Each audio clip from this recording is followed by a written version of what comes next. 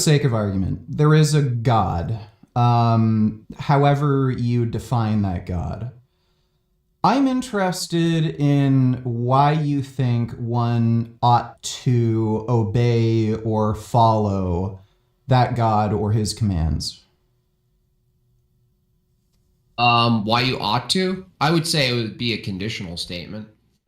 Just be like, if you want eternal unity with God post death, because we're presupposing God exists. So if that exists, then eschatology and soteriology would exist. That would follow. So I would just say, if you want eternal union with God, then you ought to XYZ.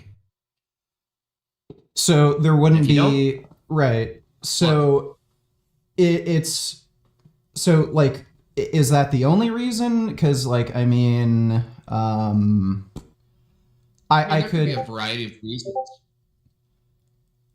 okay. Well, would that like so this There's is enough reason for me. so yeah. So I'm a nihilist and a moral anti-realist, and like from my perspective, like that Hmm. reasoning makes complete sense. If you want to do something, then do it. If you don't want to do something, then don't do it. Like if the set of benefits or consequences either work or don't work for you, do whatever you want.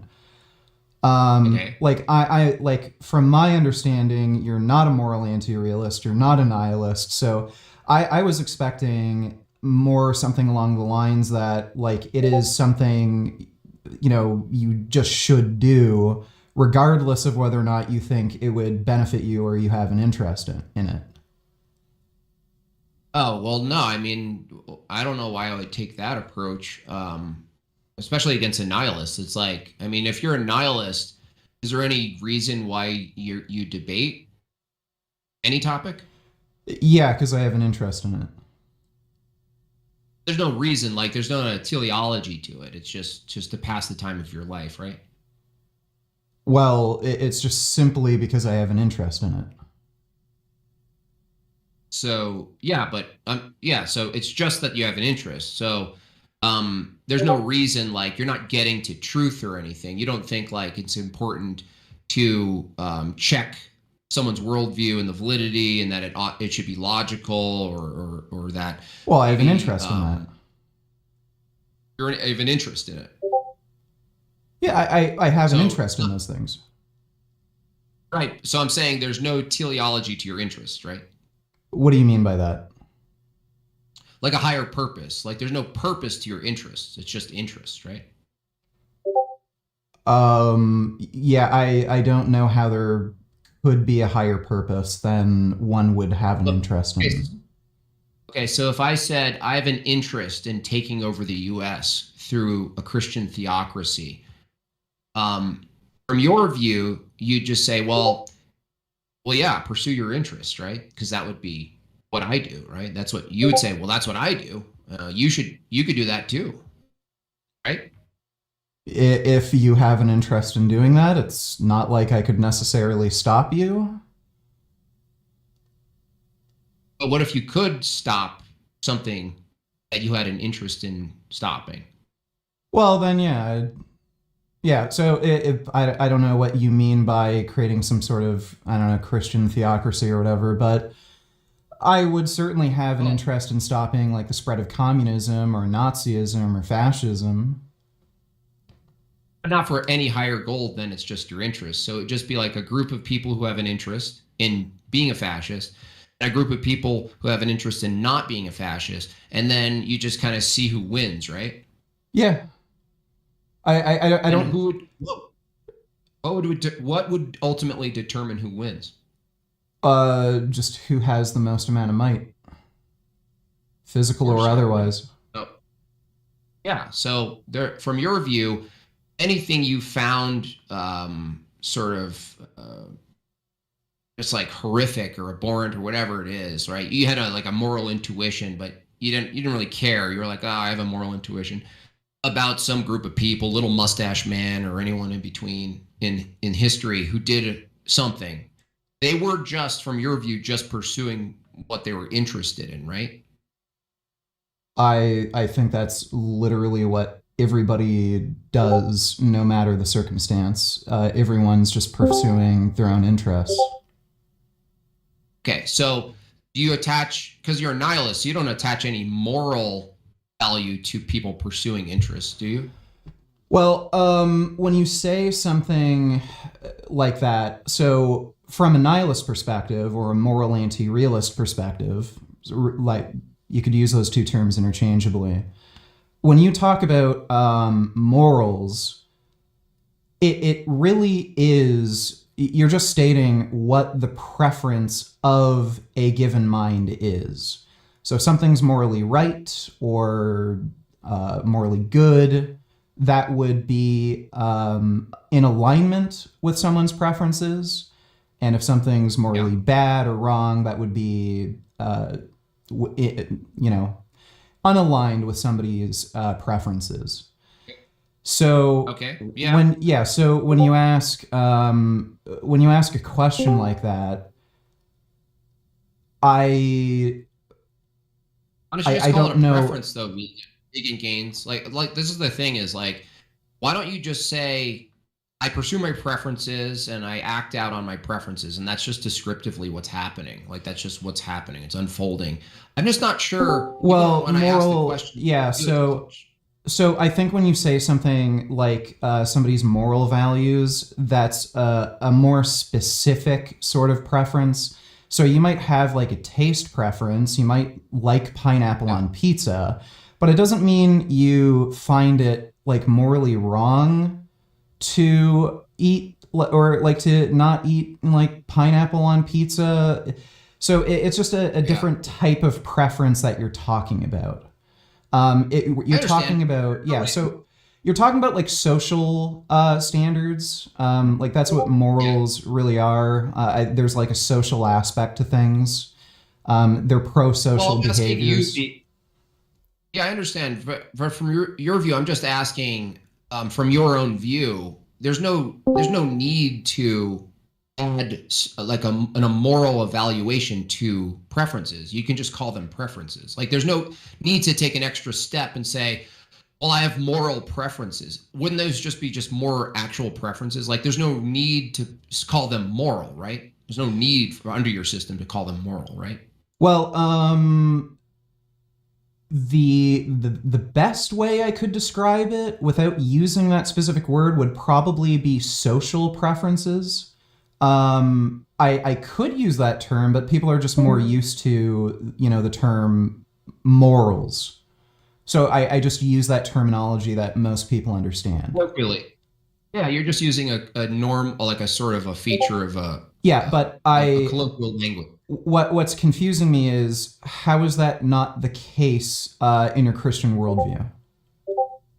Well, from a Christian worldview, what I prefer to do might contradict what I ought to do from a Christian perspective. So if I prefer not to do something that I ought to do for my children, and it requires some sort of sacrifice, sometimes I'm called to do something I don't feel like doing that I'd rather prefer not to do in the moment. And I overcome the preference and I say, well, I'm going to do what I believe is correct, ultimately, in contrast to what I really want to do right now. And as a father, fathers in the chat know this, and as mothers, you know this as well. And so, no, like I might not want to save someone who's drowning. Like maybe I don't want to do that, right? I just don't feel like it. I don't want to risk my life. I don't want to do that. Yeah, sure. I understand. I don't have to shoot someone in self-defense. I don't want to shoot. I don't like vegan gains. I don't want to kill somebody. But if I have to defend my family or myself, I have to do something I don't want to do. Yeah, so I understand what you're saying, but the pushback I'd give is you can have competing interests and competing preferences. Like, let's say you don't want to kill somebody, but that person broke into your home and they're gonna like kidnap your children or do something horrible. So you have to shoot them in service of a greater preference or interest you have. So that doesn't seem to result in a contradiction in my worldview, where, like, again, I'm postulating that Hmm. if like these things that we call moral values, they're really just like essentially social preferences where Yeah, but what would the preference be? Let's just stick to the preference because I see what you're saying. You're saying that in the instance I want to save my family and my life, you're saying I'm actually preferring a vision of the future that if I'm right about, I'll prefer the vision of the future if it's fulfilled. But I don't actually know the future is going to be something I prefer. I'm actually risking, I'm doing a bet, right? I'm betting the current set of circumstances and what I prefer against a future. If I take this action, I'm assuming that the future is going to unfold in a way I prefer it. So it's like a risk, right? I understand that, but I would push back with simply another circumstance where it would be like um, it would go beyond just living. So, for instance, like if I were forced to do something horrific to a family member so that another family member could live, that kind of predicament, if I accepted death, then I'm no longer using merely the preferences of the temporal preferences. So, you know what I mean? Like, so now I'm assuming in a Christian paradigm an afterlife, right?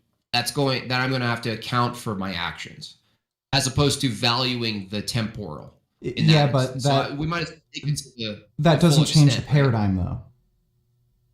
And it's still, you're saying it's still a preference that I prefer a future where I might likely be in good graces with God in the afterlife, right? Yeah, so it doesn't change the paradigm. So like when I'm talking about like moral values really just being personal preferences, specifically when it comes to like some kind of social standard, um, Hmm.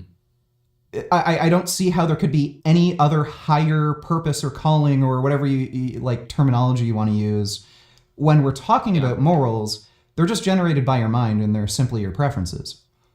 So from that perspective, like Well, I don't see how you could argue why anybody should follow God beyond, well, it's up to you.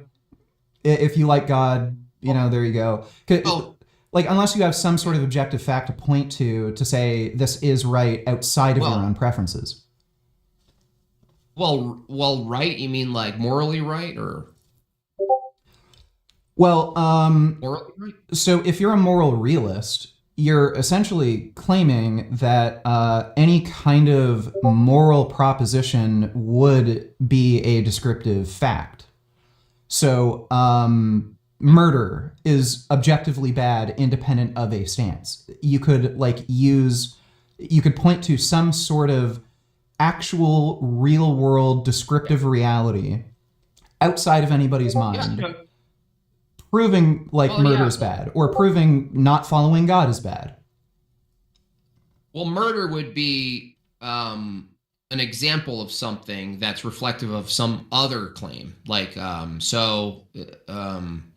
like from a Christian paradigm, something that's immoral would be some sort of privation or missing of what the ultimate good is. So, I know moral realists, like they try to locate a descriptive event and say that descriptive event is immoral just based on what it is or something like that. Whereas from my perspective, murder, like killing, wouldn't be immoral, like just descriptively from a Christian view. Well, we're But talking about let's murder, not say, just killing. I understand. I just want to make, because some people confuse the two a lot. Like murder, an act like this is under a Christian view, um, you can act against yourself. And so a lot of people try to reduce, even the moral realists, they try to reduce what's immoral and they always involve some other person. And they never really talk about whether or not you could actually act against yourself or act against God. They're always talking about another individual in the world.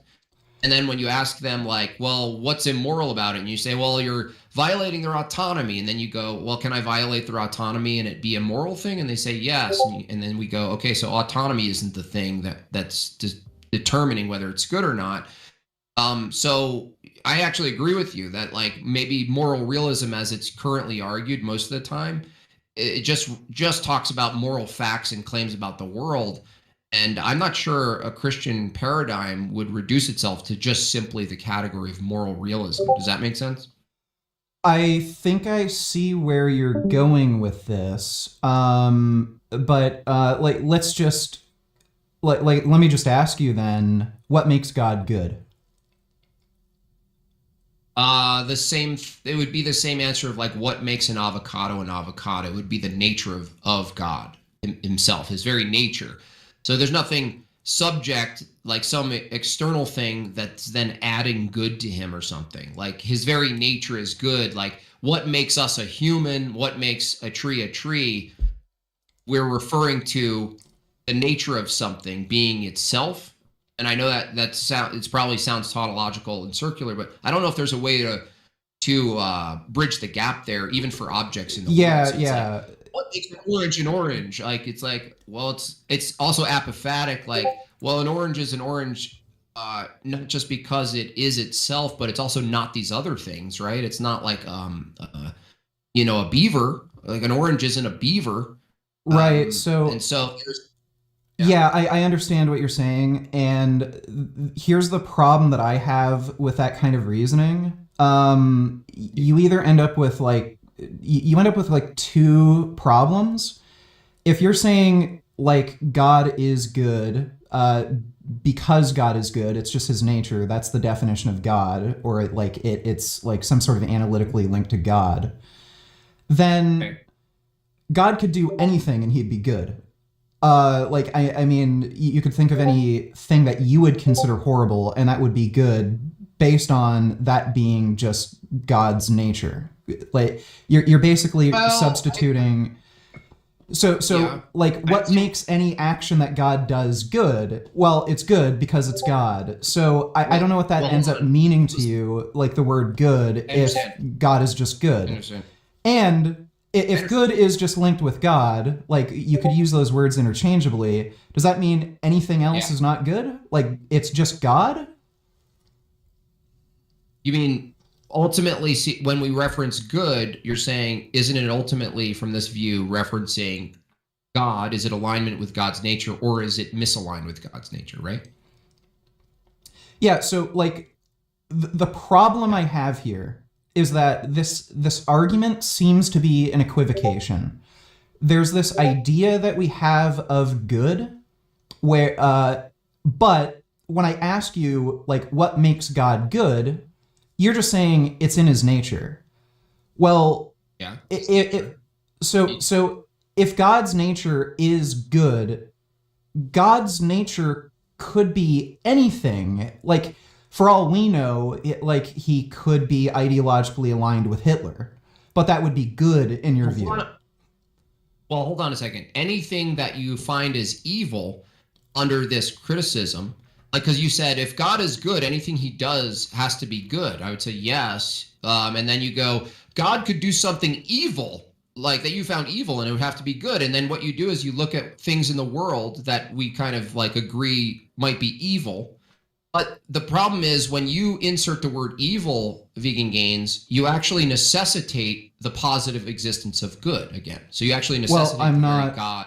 So Okay, so that's not what I'm stating. What I'm saying is God could do anything, and that would be good under that worldview of good being defined by God's nature.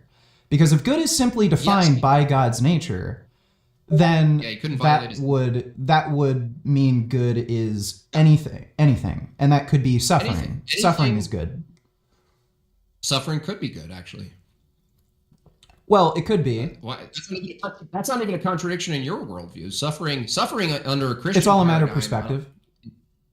well, not just that is suffering. Long suffering could be a virtue. So that doesn't mean you cause it necessarily is automatically good, but persevering, long suffering, carrying your cross from a Christian paradigm, maybe you can use a different term to make your point, because suffering doesn't work necessarily in this case. Suffering could be good, yes, but that would be true under your view too. So that's not really a problem under my view, because suffering could be aligned with God. You know, Well, the issue. so in something that you think is evil, like because the thing is, what you're getting is that's accurate is that if God is good and his very nature to be good, he couldn't violate his nature. And then you're saying, but couldn't God do something horrifically bad under that paradigm, but that would necessitate an absolute nature of good, which would go back to God, right? Well, So you I can't think point to you're. something that's horrific or bad without actually arguing for the things that So, I'm arguing. so again, I think you're misinterpreting what I'm saying. What I'm saying is, if you are simply stating that good is anything that is in line with God's nature, good could be anything. And it could be something that you consider horrible, but it would still be good. You'd just be wrong about that. No. Now you're questioning what God's nature is. So let me maybe make more rigorous for you. If you say good is anything that aligns with God's nature, the question isn't whether or not anything could be done. The question is, what is God's nature? Not whether or not anything can be done, because I just told you, if the good is linked to God's nature, then God can't do anything against his nature. The only question now would be, well, what is God's nature? What do we mean by God's nature? It wouldn't follow that God could do anything. It wouldn't follow that God could do anything. There's actually a constraint on.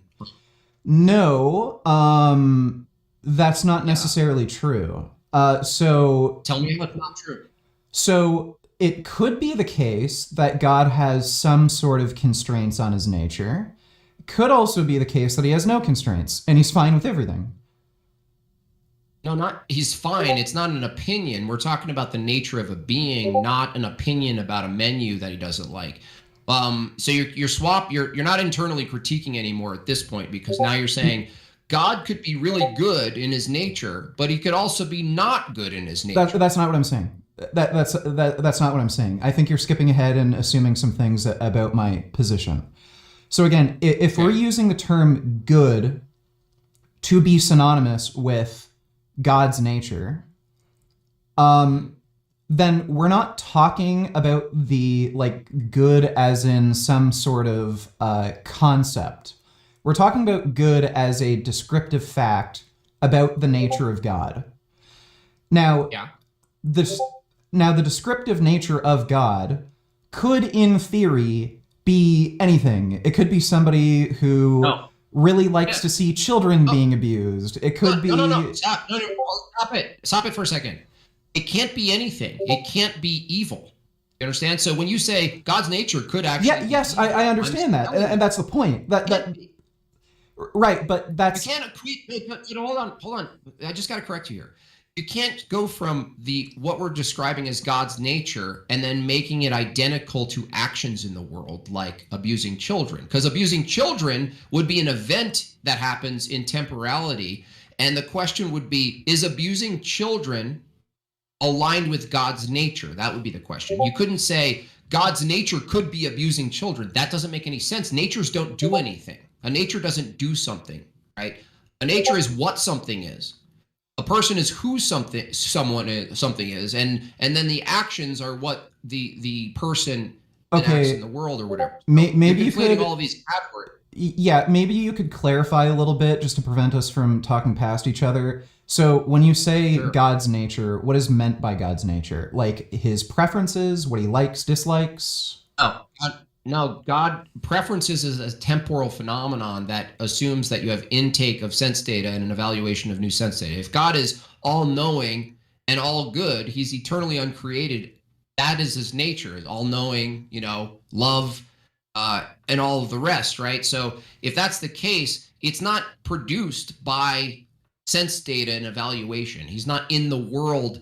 That would make the world the source of his evaluations. That would mean he needs the world to evaluate what he is. No, if God is eternally uncreated, and his nature is good, right? His very nature is good. He doesn't achieve good. I'm not a Mormon. He doesn't achieve good. What do you mean? So I asked you what makes God good, and you said good is in his nature. But when I asked you to define what good is, you said whatever is God's nature. So you're equivocating. You're using good in two different... No, hold on. You're using two different definitions of good. Dude, the question itself makes God good. is a loaded question because it assumes a process or some sort of splintering that God is one thing and good is some process that makes him good, right? If I asked you what makes an avocado, right? What makes it an avocado? This is probably gonna lead to a bit of a tangent. I don't know exactly what you mean by that. Like avocado is just a word that we use to describe a particular thing. The referent itself of an avocado, not the description. The avocado word could be Blitzblau. It doesn't matter what the Right. sound of the word is. Right? So the referent in avocado, what makes that referent itself? It's just That's a like word asking, we chose to identify no, not the that word. particular No, object or bro, thing not the versus word. any other. Good. Vegan gains. I didn't ask about the word. The referent. What makes the referent, not the reference, what makes the referent itself in regards to what we call an avocado? I don't care what the Oh, avocado so is like called. you're talking about its genes, like botanical nature, species, like that sort of thing. Yeah, it is itself part of it is an avocado does have a nature that's not identical to some other thing, right? Right. So like avocado is its own unique thing, and it's defined by a set of characteristics. Yeah, and could I redefine what an avocado can is? Not the word. Can I redefine what it is and suddenly it acts differently by definition? No, you'd be talking about something else. No, Like, so right? yeah, if you were to describe an avocado as a raspberry, Yeah, those are two different things. So that's right. So when we this, describe God as good, right? yeah. When we So describe God as good, hold on, dude. If we describe God as good, it's the same issue. Like, so if you're asking, well, can't God just be not God? And I ask you, can an avocado be a not avocado? You say, no, that's ridiculous. It would be a different thing. Well, you use the same reasoning for God. right, but like I see this coming back to the same issue because when I ask you what makes God good, and then you say, well, that is just what he is. Well, what he is could be anything. No, what he is can't be evil because that would necessitate some positive ontology, Right, right? right. So But if what I I'm said, what saying, is a light? If I said what makes a light, right? And a shadow, right? A light, do you agree that that a shadow doesn't have its own positive ontology? yeah. So sorry, a shadow has its own Yeah? positive ontology. No, it doesn't. Do you agree that a shadow doesn't have its own positive ontology? It's an effect of something that has a positive ontology. I don't know if I don't know if a shadow is an effect of something. If anything, it's Shadow's not an effect of light hitting an object now? a like I guess when you're talking about, well, a shadow is like the lack of something, like the That's right. lack of That's right. photons. Good. Very good. Okay, so if God is good, he couldn't be anything because anything would include evil, right? But as I just demonstrated with the analogy of light, if God is good, if he's good, and you say, well, he could be anything, right? Well, no, he couldn't be evil because evil in this analogy is like darkness or shadow. It doesn't have its own positive ontology. So God can't actually be evil, just like a shadow So, can't actually be a light. but if you're going to say that, that sounds like again an equivocation because if I were to tell you God wants children to suffer horribly under like abuse and be in constant That's his pain. want. Good. You're conflating a nature with wants now. Now you're skipping categories, right? I have a nature, right? Human So nature. You have a human is a nature. Hold on, good just let me do this. Dude, just focus for a second. You have a human nature and I have a human nature, right? yeah, sure. Okay, for the sake of argument, we have a human nature. Now, what we want, right, would be proper to our nature, right? I don't know what you Proper, mean I by that. mean, right? we couldn't have the want that a lion wants, because that would violate the identity of what we are as nature, right? We are not lions. So we I could don't never know how that's officially. necessarily the case. Like we do. How would you? You're not, I well, mean, you don't believe in evolution, but like we do share an evolutionary history, and like and we have a human nature, though. And we don't have a human nature. You just denied the human nature that you're referring to now. There's no such thing under evolution as a human nature. I That's in like, flux. do lions want to drink water? Do they want to live? Do they want to eat? Like No, those things are in alignment with human nature. hold on.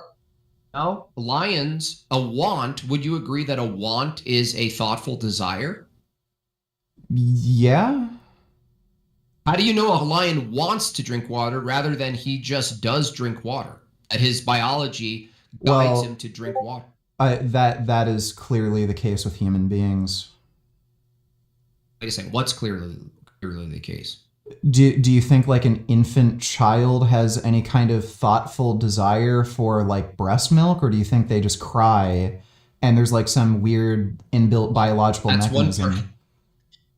Well, vegan gains. Now you're taking a particular time frame of development and trying to make a sweeping statement about humans in general. Well, a baby who is still in its development, its mental faculties are still in development, isn't really a good example, because you're using an Well, that's a exception human. rather than looking at it.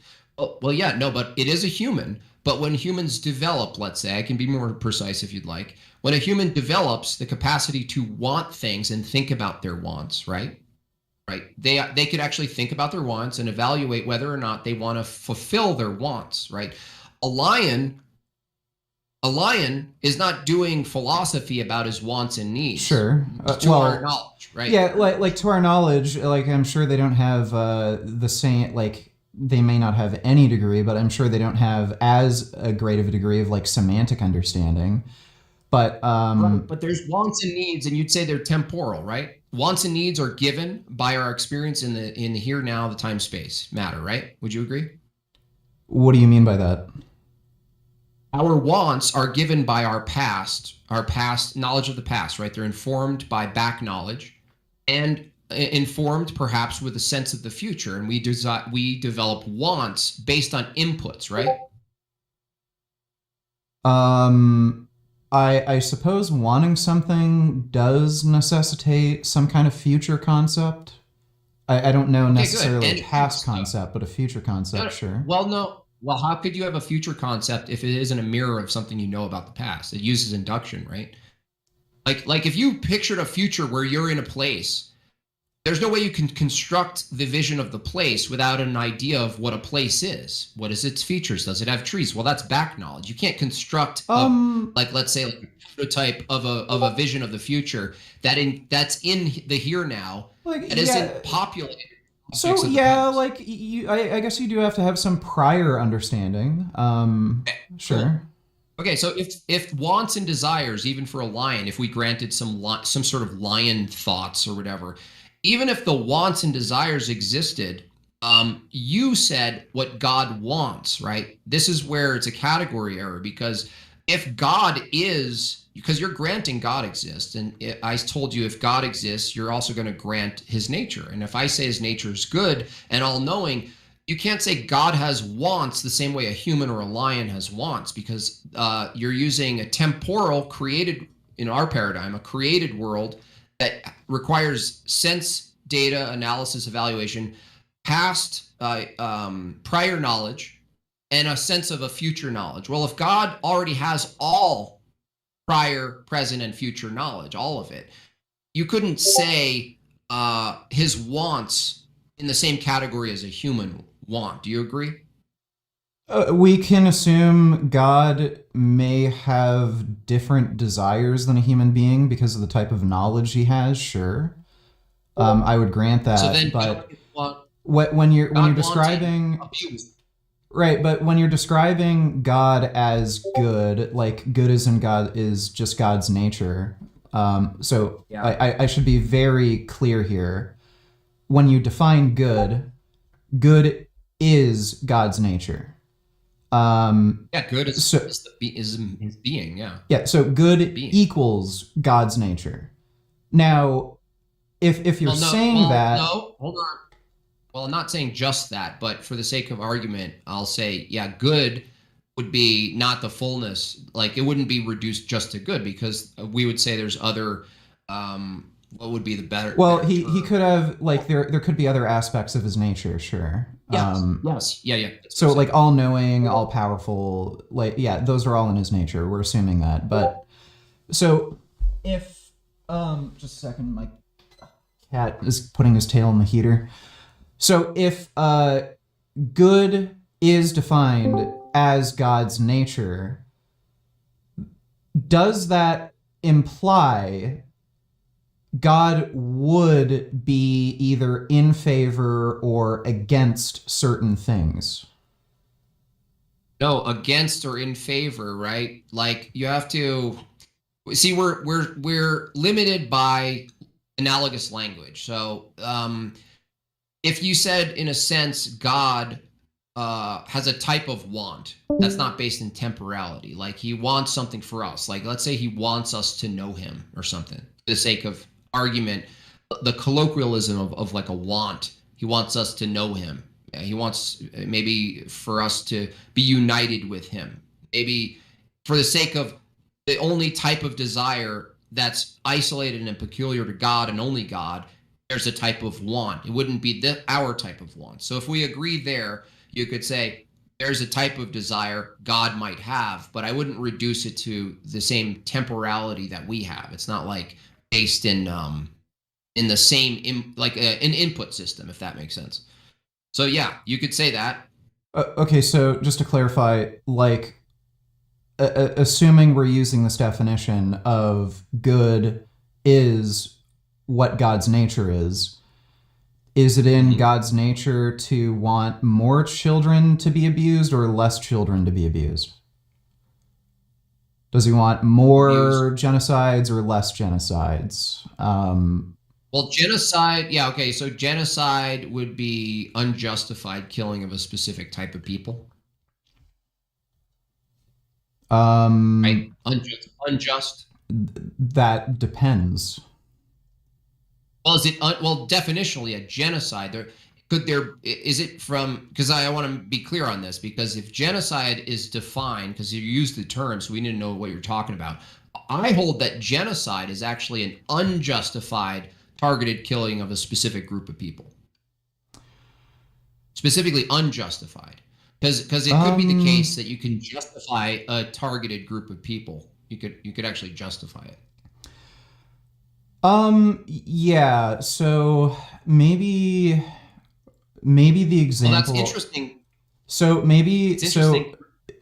Yeah, so like maybe I should just use a more specific example. Like I know, like, YouTube TOS, mustache man eradicating Jews. Does God want more of that or less of that? Well, that's unjust. But eradicating groups of people could be just. So that's why when you say genocide, if they're hold on, let me finish. When we say the word genocide, I have to make sure you are not just describing just fly on the wall an event. You're actually I understand. That's fair. Unjust. But that's fair. But if it's fair, hold on, vegan gains.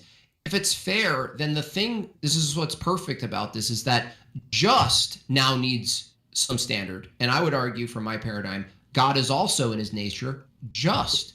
Otherwise, you can't point to drowning babies and use some emotionalism to try to insert into the argument and say, drowning babies, don't we all agree that's awful and bad? Well, no, we have to determine whether it's just or not whether or not we like it or not. We have to determine whether it's just or not. So it actually could be just, vegan gains, that babies are at the effect of a massive drowning event. It could be just. But for you to say it's unjust or inconsistent with God's nature, you have to then presuppose your own type of God that grounds things like goodness and justice. But you can't. Yeah, so, okay, I think we're getting closer to I think this is productive. I hope I don't, like, you don't feel like I'm wasting your time, but I feel like this is productive and we're getting closer to the root of the issue. Now, let's say God liked Mustache Man, wanted Mustache Man to go after the Jews. He likes, I don't know, people like Richard Kuklinski working Good, for the mob. It's a category, bro. We already covered this. I don't see how that's a category error because, again, if we're defining because like is based on what? Temporality, likes, input, past-based responses, right? So you're saying if God, all you're really saying is if God was a human and had a human perspective on his preferences. So God has no desire to I'm sorry, like are we assuming the desire? Look, dude, let me correct you again. The desire, if I were to grant a type of desire, it wouldn't be the same type of desire a human. Okay, is Mustache Man in heaven or hell right now? I don't know. I don't make salvific claims about individuals. In all likelihood, is Mustache Man in heaven or hell right now? We don't use based on your Christian worldview. We don't use stochastics or probability to determine soteriology. You are uncertain, and you have no ability to tell me whether there's a greater probability of Mustache Man being in heaven or hell. I just told you it's not probability. Probability is temporal. Oh, okay, Mustache Man is dead, right? Like he would have been dead by now. So whatever CIA conspiracy theory people have of him living in Brazil, it's so long past, he would have to be dead, correct? Yeah. Okay. So the afterlife, he would either be in heaven or hell, correct? Oh, that presupposes a modern heterodox conception of heaven and hell. I'm orthodox, so it's just a loaded, low-tier question. Okay. Well, I'm sorry. I don't know. So is there like a different, could he be in purgatory or something? I'm not sure about your specific religious beliefs. No. Just generally speaking, and there's no use in getting into this because it's kind of, it's adjacent to the argument, but it's not totally relevant. But I'll just say, from the Orthodox conception, we all experience God, right? The same way we experience like fire or something like this. Like so, if we all experience God after death, right? The question is, how do we experience God's presence? Two people can experience God's presence in two different ways. So you can experience God's presence as fire, as torment, or you could experience God's presence as unity and love.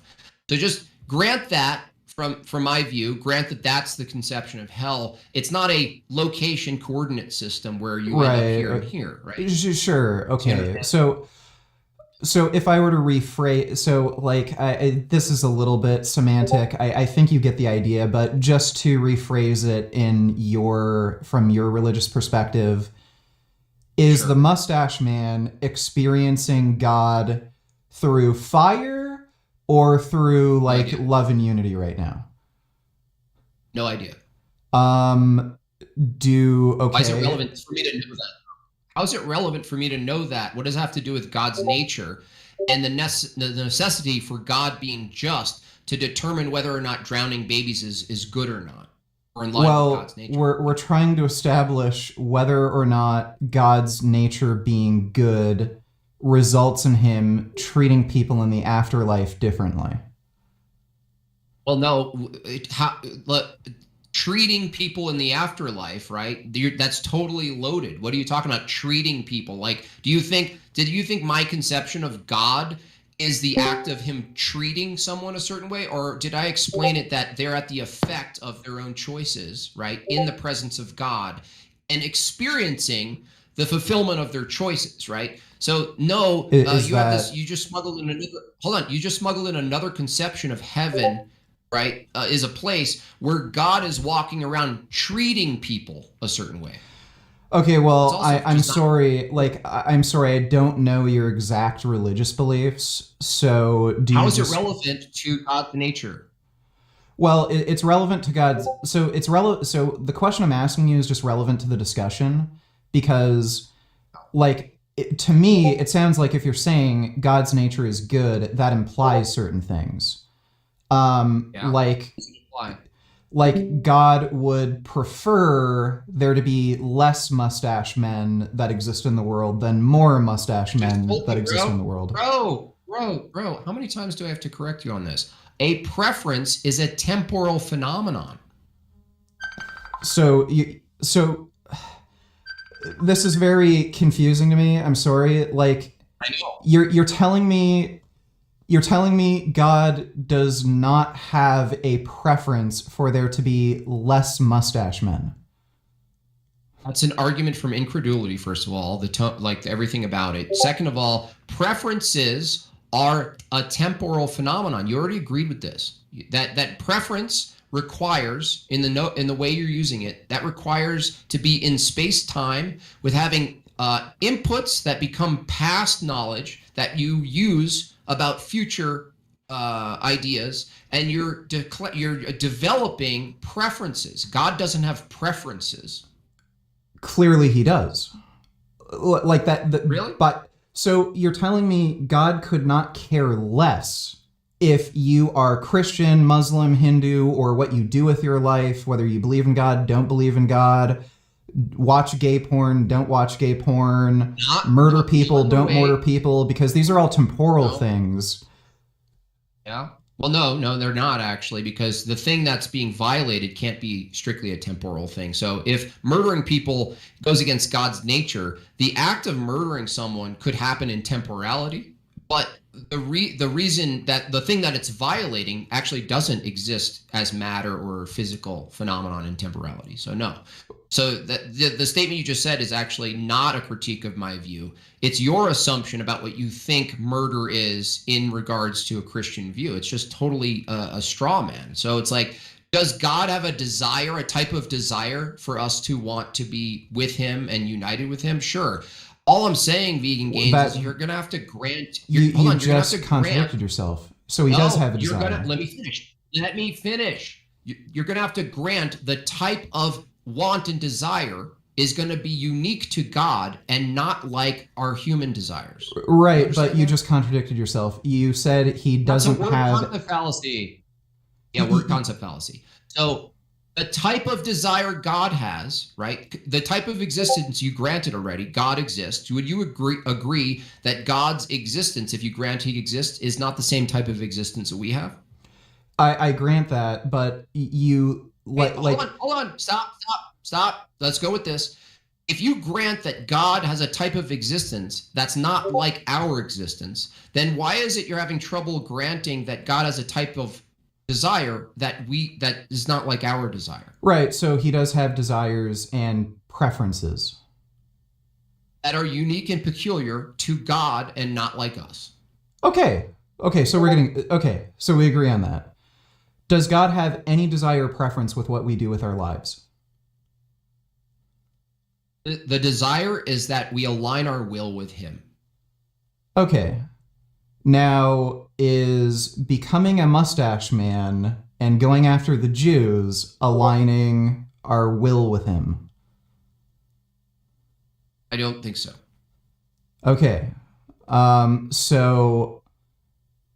the reason I say that is because Mustache Man wasn't an Orthodox Christian. So any of his views or what was good, you could actually look into it. Any of his views of what was good for existence or bad for existence wasn't based in a grounded paradigm. It wasn't based in Christianity, Orthodox Christianity. So any of his assumptions, he could even be descriptively right about his criticisms of the bagel people. It still doesn't follow that the way in which he proceeded with his circumstances were aligned with God's will. Of course, it's not aligned with God's will because he wasn't a Christian. He's not practicing Christianity. He was practicing materialism. He was practicing worldliness. And this is true for even people who don't do horrific things, who don't violate other people's autonomy. You could still be misaligned and not do even a tiny bit of what the worst people in humanity have done. You could still misalign. It doesn't require the worst thing in humanity. You could pick anything, dude. You could pick some random people in San Francisco right now. Yeah, so you just proved my point. You are defining good as anything that God prefers. No, God's nature. He prefers that you align with his nature, right? The good isn't based in his preferences. You keep making this jump, and I've corrected it maybe 7 times at this point. God's nature being good, his preferences would be proper to his nature. His preferences aren't good because he prefers them. This is like a Euthyphro. This is like low-tier Euthyphro. God's nature is good. Him having a type of preference or a desire, it's not his desire that is the standard for good. His desire is a reflection of his nature. That's so that is no different than saying my preferences are a reflection of my nature. Your preferences are proper to your nature. Your nature is fallen. Your preferences are pretty aligned with a fallen man. I wouldn't say I'm fallen. I'm a pretty good person. You're fallen? No, you don't have a standard for good. You just have a standard for preferences you like. You like to do stuff. You don't have a conception of good. You just have a concept of what you like in the world. No, you don't. Well, I do. It is what I prefer. You would not. So you're God. Yeah. Well, if you're defining God as an all-powerful, atemporal being, I'm not God. But if we're defining God as just something that has the power to produce good, then yeah. Okay, cool. So if you grew a little mustache, Vegan Gains, which would be hilarious, if you did that and fulfilled an exact simulation of what occurred in the 40s or whatever, would it be good that you did it because it's your preferences? To the individual. To you, would it be good to you? Yeah, to the individual by definition. Yeah, so not to others. Could you? Well, no, to others who agreed with your preferences. Yeah, to others who would agree with the preferences. There's like a social aspect to this. So why are you using Little Mustache Man as some sort of like? So you've proven reference? My point. I think you've. No, hold on. Dude, you're interrupting me.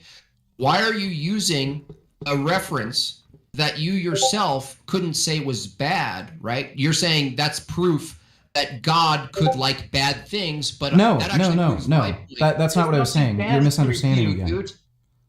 There's no evil from your worldview to counter God's good nature. So you can point out. So you're misunderstanding the point I was making. The point I was making is, like Christians, Orthodox or otherwise, such as yourself, are equivocating when you use the word good.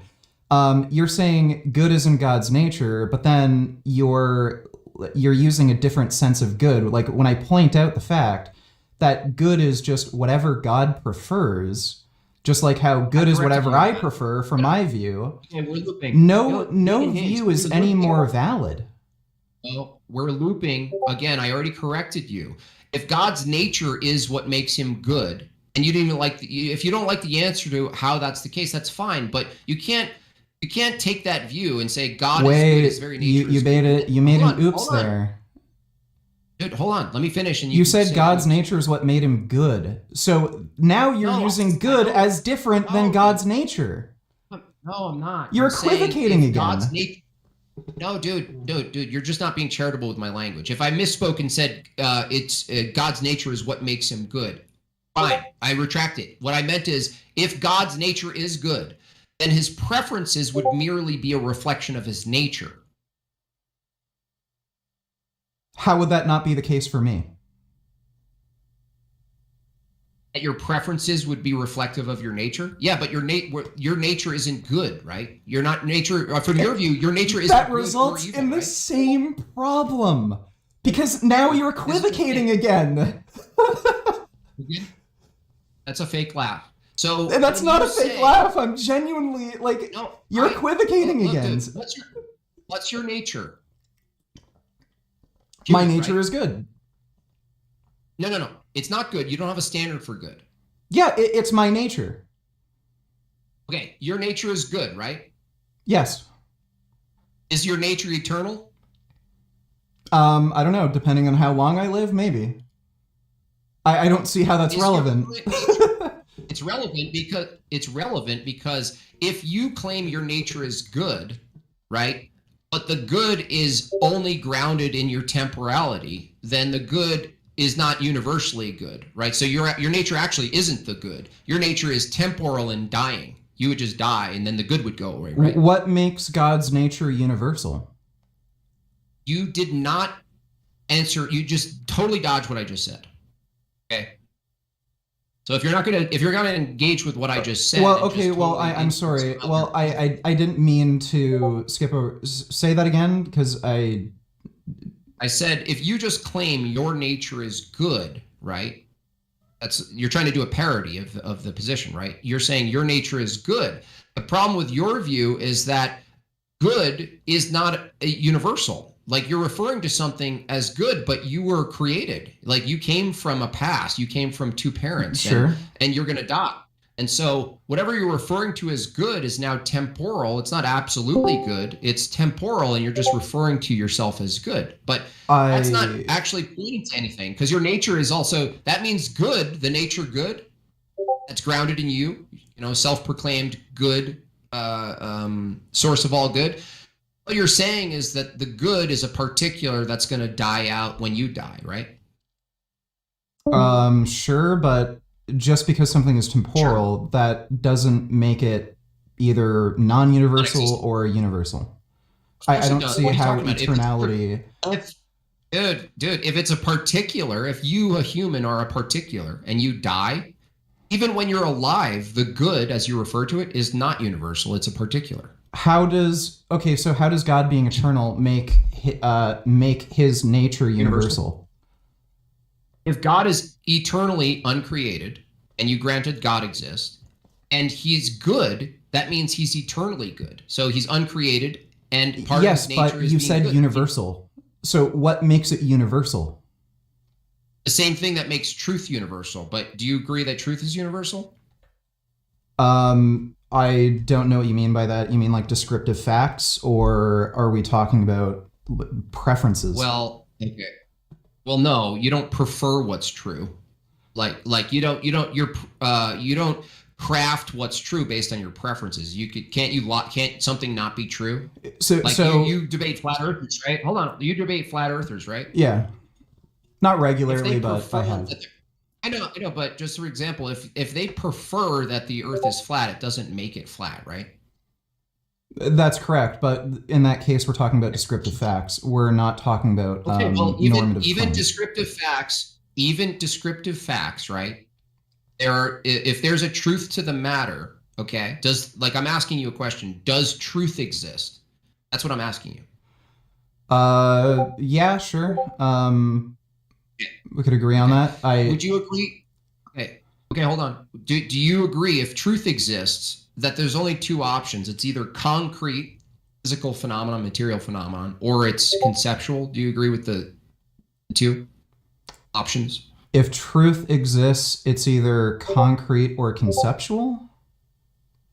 Yeah, there's only two options in which we know things exist from your paradigm. Like, it's either concrete and material or physical, or it's abstract and immaterial. Like, is there a third option? Abstract and immaterial. What do you mean by that? Abstractions. Do you agree that abstractions exist? It depends on what you mean by that. Numbers. Do numbers exist in an abstract way? I still don't understand what you mean by that. Numbers. You know what I'm referring to when I say the number 7, right? Yes. Like 7 apples. Okay. Can you find a 7 in nature? No. It is a concept. It's an idea. Great. That's what I mean by abstract. Abstract definitionally means a concept or an idea. That's what it means. So okay. Do you agree? So the question I'm asking you, Vegan Gains, is when you say truth exists, you're leaning toward the side that it exists conceptually as an idea and not as a material object. Is that fair? I don't know why the two are necessarily separated. Is there a difference between conceptual and material? I don't know why there's a difference between the category of ideas and physical. Well, I mean, our mind is produced by like certain brain states. So, if we consider our brain to be like a computer in some way, and like a bit is flipped, and that's what produces, you know, the idea. That is a physical thing. So I don't know why you'd necessarily separate the two, but this seems like a bit of a tangent because it's not a tangent because dude, you're now you're getting squirrely because maybe you intuitively know where this is going and you want to jump off the train. But this is really not going anywhere. It's kind of besides the point. It is. No, stop dodging here. Liz, you're trapped here, and maybe you don't know it, but here's the thing. If you are going to make ambiguous concepts and ideas and actual things, if you go with actual things, you've just proven my point. If truth exists, and you said, I don't know why we're making a difference between concepts, abstractions, and reality, hard reality, you're actually going to have to say now that truth, the type of existence truth has, is in a particular instance in a particular brain. Are you willing to try to bite that bullet now? That truth exists because you said truth exists. And I say, how does truth exist, Vegan Gains? And you say, and I said, I'll give you options. It's either conceptual or it's material. And you said, I don't know why we need this separation. What if it's all material? Essentially what you just said. Great, let's run with that. If truth exists and you deny that there's a conceptual element to reality and it's all reduced to physical phenomenon, now you have to say truth isn't universal. Why? Because you have to isolate a location, a coordinate system where truth exists in a particular brain. That means truth isn't universal. You're done. You can't even debate anymore. Well, we're not debating truth. We're just debating whether or not we are. What makes God good. And again, that is a truth claim. That's about truth, dude. You can't say we're not debating truth, but we're debating truth claims about God's nature. You can't debate without assuming that you're debating about the truth of the matter, dude. You've just reduced the truth of the matter to particulars. That means you don't have access. You don't even believe that truth is universal and can be accessed, meaning your debating is a waste of your own time according to your own view. Nihilism debunked. Well, we already agreed on like certain definitions. So again, this sounds like a tangent. Again, you ended up admitting that God is just good because he views himself as good and he just has his own set of preferences. No, I don't see how that's any difference. That's a lie. I never said that at all. That's a lie. Are you a liar now? You like we've already been through this whole we've already been through this whole dialogue. I asked you what makes God good. I never said once, Vegan Gains. You could just apologize and say sorry you didn't say that, or I'll just correct you. I never once said God is good because he views himself good. Not once. It was heavily implied. You didn't literally say those words, but it was heavily implied. So again, that's not just a lie. Anyone else want this guy, Schoolboy? You want a piece of this guy? Because once he reduced truth to a particular, there's no point in debating. Yeah. Well, yeah. I mean, like we could disagree on that point, but like it's just a tangent. Is truth universal or not? I don't know. I don't care. Like the issue is. Anyone else want to? Yeah. Bob, hang on. I'm not engaging with you. There's a guy named Smoker Ratiz in the BC too. Do you want to engage with him because he's just learning tag himself? He was typing before I answered his questions before. So I don't know if anybody else wants to engage with him, but there's nothing else to do with Vegan Gains because he just admitted from his own view, it reduces truth itself, right? Which we're debating the truth of the matter of God's nature and whether it's not coherent and it makes sense. Vegan Gains just said truth. There's no distinction between the conceptual and the material. That means that if truth is material, along with the laws of thought and everything else and knowledge, it's all reduced to a particular brain, meaning that truth isn't universal. So the purpose of debating, the usefulness of debating is illusory under his own view. Nihilism is trash. It's a waste of people's time. Vegan Gains, you were well behaved today, but ultimately your existence, according to your own view, is a waste of your own time, but certainly a waste of our time. Okay, well, just... Can I ask Vegan Gains a question? Sure, shoot. Do you go by Vegan or do you go by Gains? Whatever you prefer, man. Okay, Mr. Gains. Is there a reason we ought be vegan? There's no objective fact that I can point to. But again, So- when I argue why one should be vegan, I just run the name the trait reductio. So like you have your own set of Why preferences. ought we follow name the trait?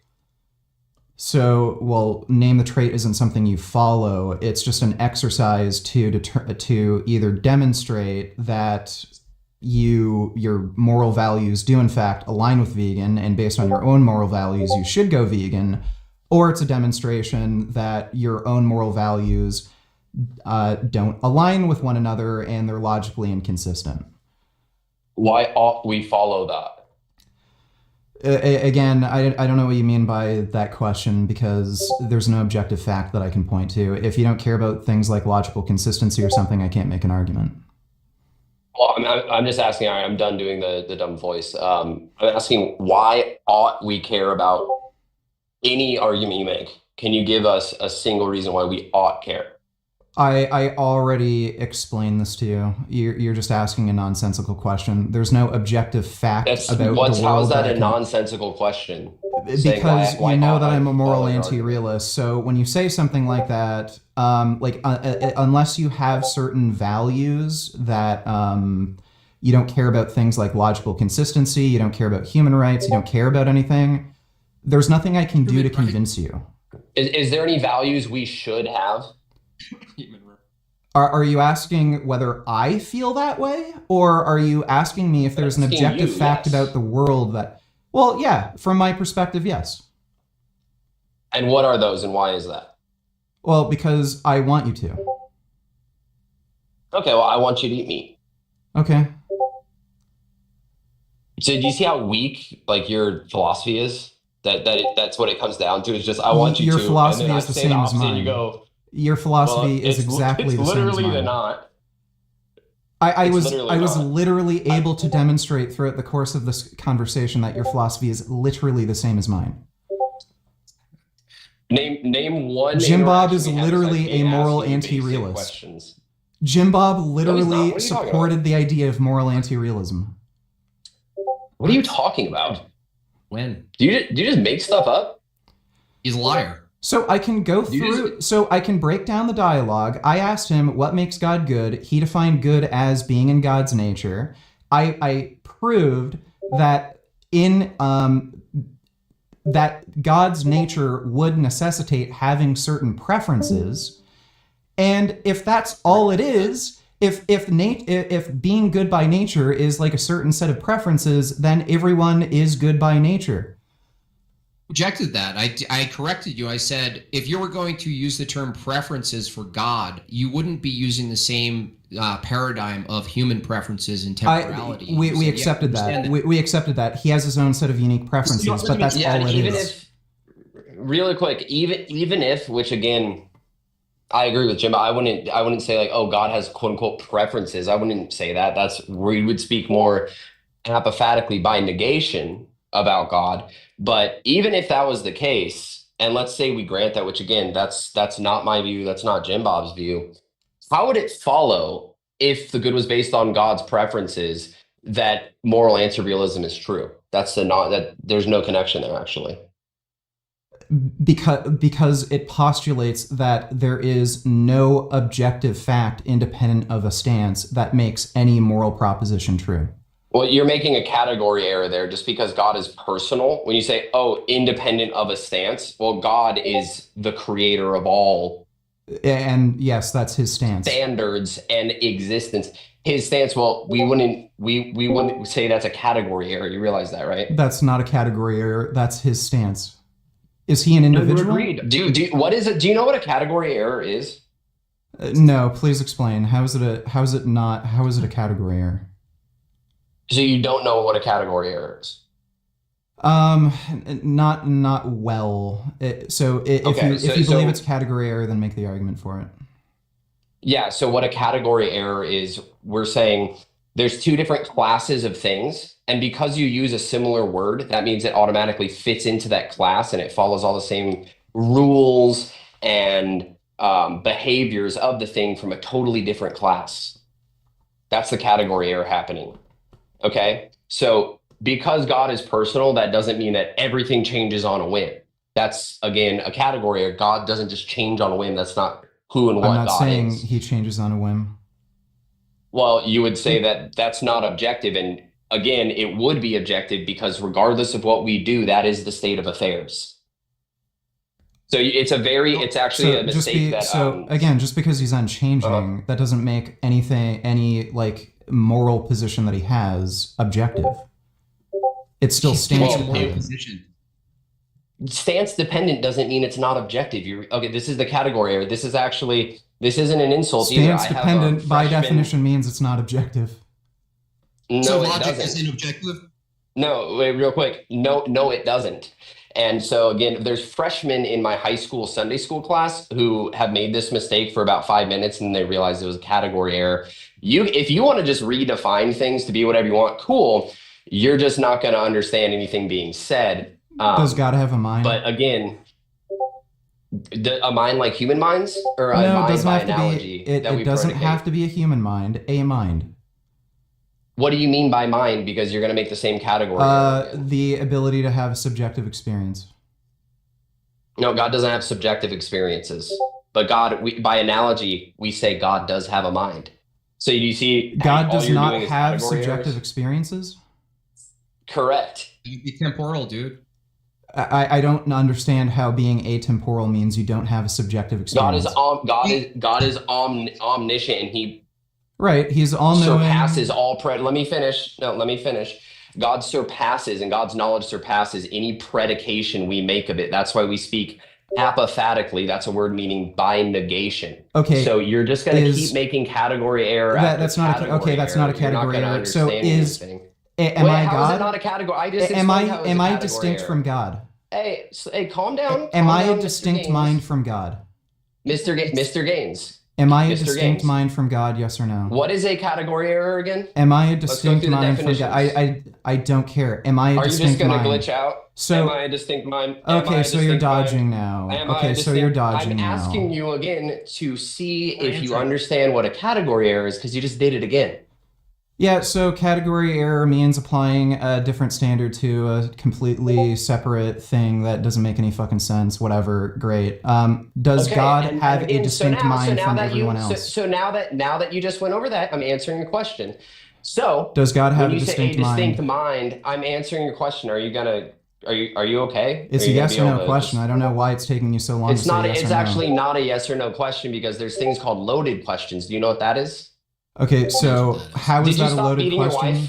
Have you stopped beating your wife? It's a yes or no question. Yes, because she doesn't live with me anymore. Okay, and then so you used to beat her because you said yes, you stopped beating her, so you just admitted to beating her. Yeah. So have you stopped looking at how is that a loaded question? My Little Pony porn? How is that a loaded question? Have you stopped looking at My Little Pony porn? So you're dodging again. So how is me asking that a loaded question? Because you say it's yes or no, and I say no, it's not a yes or no. Then I'm asking you, how is it a loaded question? Because it's not a yes or no question, and you're trying to make yes, and I'm asking you, why is it not a loaded question?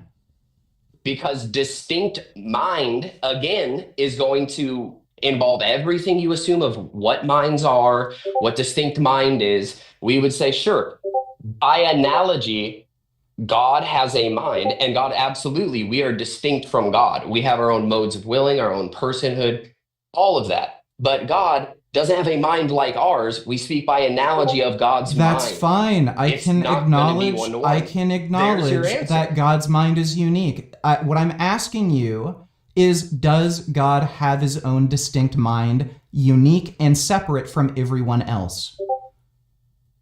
Yeah, by analogy, yes. What do you mean by analogy? It's either yes or no. Because God doesn't.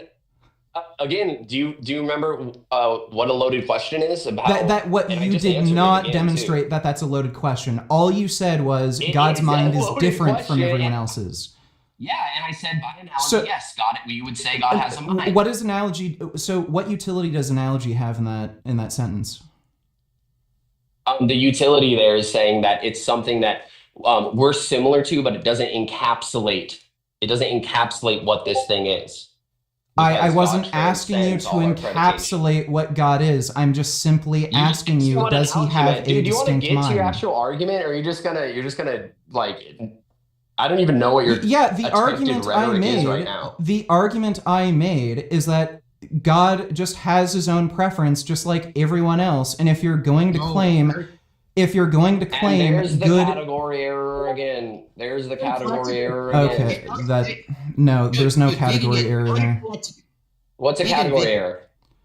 Why are you asking me that? There's no fucking Because I category want you to error. We learn. already I want acknowledge you to that learn. God's What mind is a is category different. error? It's unique. Yes, a cat's mind is different than a human mind. A dog's mind is different from a cow's mind.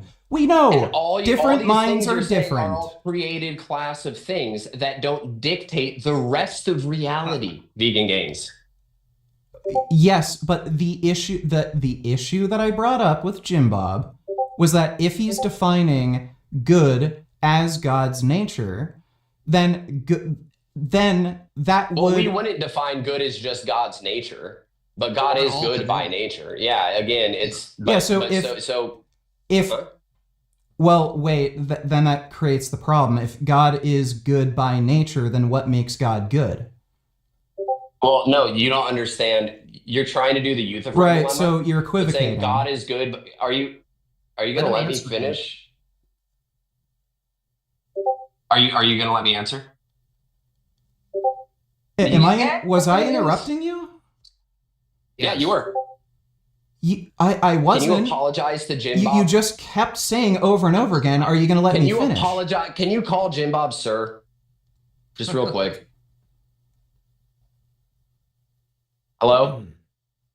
Hello? Did you have dodging? anything to say, or like you sounded like you were going to say something, but you keep distracting and keep trying to dodge. You keep interrupting, and you won't call JimBob. I'm not sir. interrupting. I was literally not talking, and then you kept saying hello, hello, just hello. Call him sir, and I'll know No, it's okay to go on. I'm not playing games. So say whatever you want to say. Okay, it's not a game. It's just okay. All right, sorry, JimBob. But no, again, saying that oh, God is good by nature. Sure, yeah, we can say that, but we're not saying, oh, God's nature is this thing. We don't predicate about it. That's all going to be by analogy. And goodness is inherent to all of God's energies. And goodness is also us participating with him. There's multiple senses of these things, right, but so there's nothing above. There's no equivocation here. Equivocating is saying you're using this term, you must mean this. Yeah, I just differentiated. I did the opposite of equivocating. Can you make a formalized argument for what makes God good? Make a formalized argument. Why would I need to give you any type of formula? Why would I need to do that? To prove so that I could prove that you're equivocating. Give me a reason why I so you can't make an argument. Give you an argument. So you're using good in two completely different senses. You're using good as... I literally just said, have you ever said dude before? Have you ever said kid before? You mean goat when you said kid? Yeah, you're using good in Do you think words only have one meaning, vegan games? Yeah, no, they don't, but that's what an equivocation is. That's not equivocation is. No, equivocation is you assuming I must be using it the same way all the time. No, you're using you're using the same word in two different ways and equivocating the two definitions. No, I differentiated that there's multiple contexts and ways you can use a term. Yes, I understand that. The issue is that you're equivocating. Is this what you've gotten reduced to, where you just try to avoid any actual argumentation, that you just want to go in circles till your opponent just laughs at you? So do you think it might be useful to maybe just make a formalized argument so that you can maybe be more clear and concise and we can continue the conversation? So you don't actually want to progress the conversation. I don't need to make... So do you want to progress the conversation or not? But you're trying to just say, oh, I only will do things in this way. Why? So, why would I even give you the time to do that when you say, every time I ask you to clarify, you just interrupt. So look, if you want to clarify your position and progress the conversation, I would appreciate it if you just made a formalized argument. That's great that you appreciate it, but why would you do that? I would really appreciate So it you if don't told me actually why I want to ought be do understood. anything. So you don't want to Dude, be understood. Why ought he be understood? You're not understanding. You're what not he's you're saying. not even understanding the argument that was made to you, and then you ran from it, and then got packed up on basic I'm category just errors simply and asking equivocation. you to formalize the argument for what makes Can you God give me good. a formalized presentation of why I ought give you a formalized argument? Okay, so you're not interested in actually being understood and convincing anybody. You just want to waste time. Well, no. I think, to be honest, vegan gains, I think you're an extremely low IQ person No. who hates children No. and your audience. No, I'm telling you what I think. you're a low No, IQ I don't person think who that. knows if you tried to formalize an argument, it would lead to an equivocation. So that's why you keep dodging. No, that's literally not it. No, vegan gains. I'm you telling just you keep what I dodging. think. You won't make a formalized argument because you know it would lead to an equivocation. No, is this what he's become? I haven't seen him since Jay and my brother. Why Rex. are This you is what he unable to does make now. a formalized argument for what makes God good? It's Nothing because you makes know it God would good. result in it. Okay, so Hey, God hey, isn't good. vegan gains, Okay, there we go. Nothing makes God good. No, Oh, you're so that's stupid. not- Okay, wait, let me slow him down. It's really sad, man. God isn't good. You just try admitted it. to- Oh well. I That's said not the nothing same makes God good. Does something make me a human besides being a human? Nothing makes God good. So God could rape kids, and then that would I be asked him fine. the same thing. Dude, No, follow vegan TOS, gains. Wow. Follow TOS, okay? Yeah, he's this is sad, Debate man. now. I know, he just makes me sad. It's All pathetic. you So have vegan to gains. do is make a formalized. Is just Vegan gains, formalize You your just straw argument. man. You need to. All need to you have listen to for a do moment, is little make guy. a formalized argument for why you think. What? Buddy, real quick, I know things get really like frustrating with people, but when we're out on the playground with other people outside of our vegan community where we joke about stomping babies' heads, we want to actually engage in I arguments. never little guy. talked about stomping So- babies' no, it's heads. okay. I've seen you do it a million times, actually. Well, at I'm clips not of doing you that from here. years You're ago, the one who yeah, brought it so, up. I don't know what this has to do with your argument that So what makes God good. I know, little guy. What makes I'm just God trying good? to, like, So can you and I know please make a formalized there's a lot of argument feelings- of what makes there's a God lot of good? feelings- You won't do it there's a lot because of you know it feelings- leads to an equivocation. You gotta stop interrupting. Pause for a second. Chase, when you ask what makes God good, do you understand that Chase and myself have rejected the question because we don't hold that anything makes God good? You understand? He's just gonna say, "Oh, so God's not good." 'cause So he's his nature really doesn't. stupid." So his nature doesn't make him good. Not. He's just not good. It doesn't. Did we make him say? good. Sorry, Jim Bob. Beautiful, dude. Well, it's just the thing is like the question you're asking assumes there's a process or some sort of thing God's independent of that makes him good. That's why it's a loaded question. We reject the form of the question. Is maybe you could reformat the question and we might answer it. But So, you okay, saying then- what makes hold on a second. The reason Chase and I brought this up to you, you said, is there anything that makes you a human other than your nature? The nature is that you're human. It's a silly question. Nothing makes you. You are universally, there's a category that you are that's human. That's like saying, is there anything that an avocado makes it an avocado and not something else? You would reject the form of the question, right? So maybe reformat the question. I see that as disanalogous because you're talking about you're talking about descriptive statements. No, we're talking about an uncreated thing that nothing else moves upon. Okay? And to say something, what makes something good is going to put a standard above God himself. So when Nothing is above. And you, dude, are you just sure. going to interrupt? I know there's a lot of feelings running around right now, big guy. It's summer. you seem you to know, be the I one know, more triggered like- than me. You're the one who keeps talking about babies I know there's a and lot of shit. feelings. No, I know there's Just a let lot it of feelings. trigger, Let's dude. just, I know there's a lot of feelings. I know feelings are tough to deal with sometimes. But so when you say something makes something else, right? Well, you're talking about what's uncreated. So right there, the question itself is broken. So again, we're getting to trying to get to actual nuanced understanding of what this is and what it means, but you're too busy just going, oh, so nothing makes him, so he's not. It's literally not what we said. It's either you're bad faith, which I know you Yeah, are, or you're so I stupid, think which I I also know you understand. are. So I think I understand the misunderstanding here.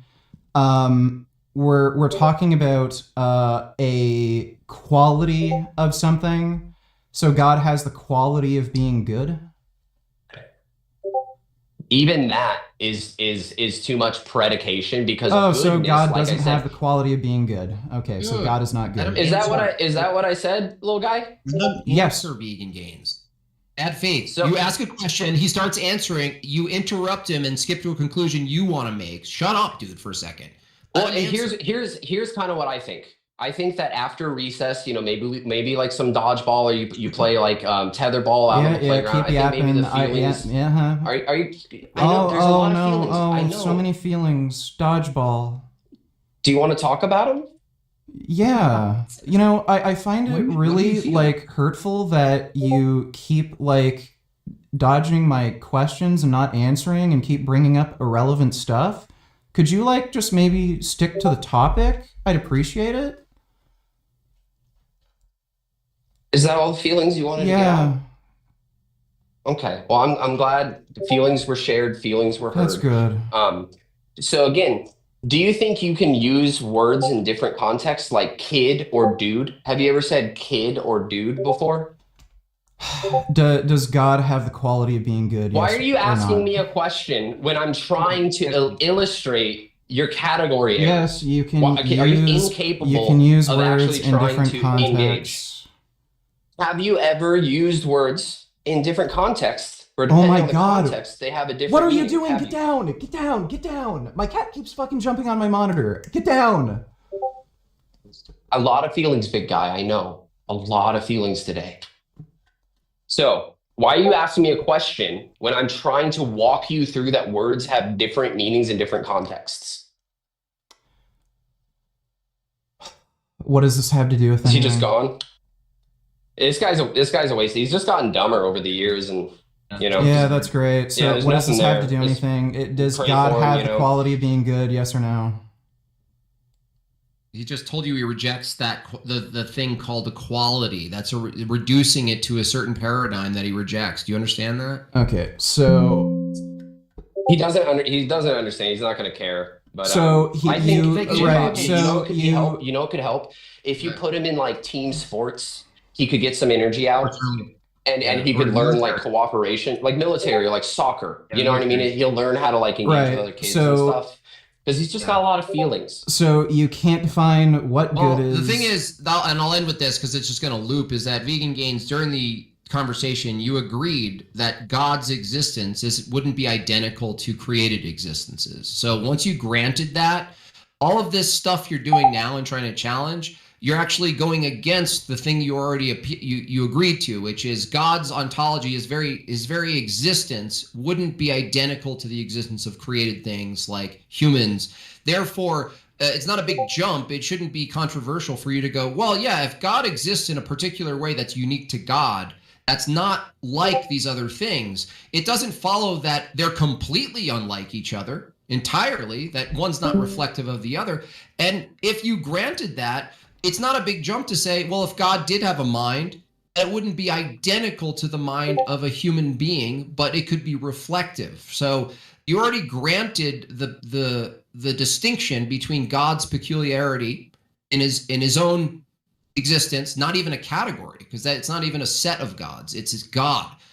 And that's not like created things, but you've spent the whole time, Vegan Gains, trying to argue by transposing human things like minds or preferences onto God. Okay, what I'm That's all you gathering from this is you're basically saying God is just the way he is, and you can't call it good or bad. He just is the way he is, and if he is just the way he is, then I could either take that as being good or bad. There's no objective facts about God there's no objective facts about good or bad that you can point to say God either is good or bad. It's all a matter of preference and taste, sort of like pineapple on pizza. No, that's not what I said. That nothing that I just said actually even pointed to something as particular as that. at all. You just don't listen. You're just a bad faith interlocutor. You don't listen. You're not interested in listening. No, I have tried my best to listen, and I've even asked you to make formalized. Well, not you specifically. I've even asked Tell me what I said then. Tell me what I said then. If you listened, what did I just say that you didn't respond to? What did I just say just now? I've lost it now because my cat keeps fucking around on my desk. I think he's hungry, and it's distracting the fuck out of me. I think I have ADHD. No problem. All right, well, I'm going to wrap this up. Thanks for jumping on Vegan Games. Yeah, take care. Oh my god, that was brutal. Oh my god. That was just insane. They were saying just absolute gobbledygook. But yeah, I simply asked him, what makes God good? And then he said, well, God is good by nature. And then it took like, what, an hour for him to admit being good by nature just simply entails having like a certain set of preferences. And if just being good by nature means you have a certain set of preferences, then anything could be good. I'm good by nature. Like, oh my god. So he literally just accepted moral realism, and then that next guy came in who literally couldn't even make an argument, and he ended up equivocating just like JimBob, where he was trying to say like God he used two different phrases. It was God is good by nature and I've lost it now. Dude, that stupidity fried my brain. Basically, the problem was they're equivocating and they're using good in two different senses. They're using good to mean some kind of, like, they're moral realists, I think. They're using good as like some sort of, why do I keep hearing these fucking notifications? Shut up! Oh my god! They're using good as like something about the, like, there's just objective facts about the world that are either good or bad. And then they're using like good as whatever is in alignment with God's preferences. And I don't know. I was arguing this topic for too long. I can't even gather my thoughts now. Oh, it's so bad. But you all saw it. You get it. JimBob was basically... I got him to admit that God is good because he just has his own set of preferences that he decides is good. And there's no objective facts about God that make him good. Because if there were, you would have to prove that there are certain qualities that encompass good that are outside of God. So that would mean like God would have to be constrained to like having certain characteristics, but he didn't say that, or whatever. I don't care. I'm done. Like, just go back and watch the debate.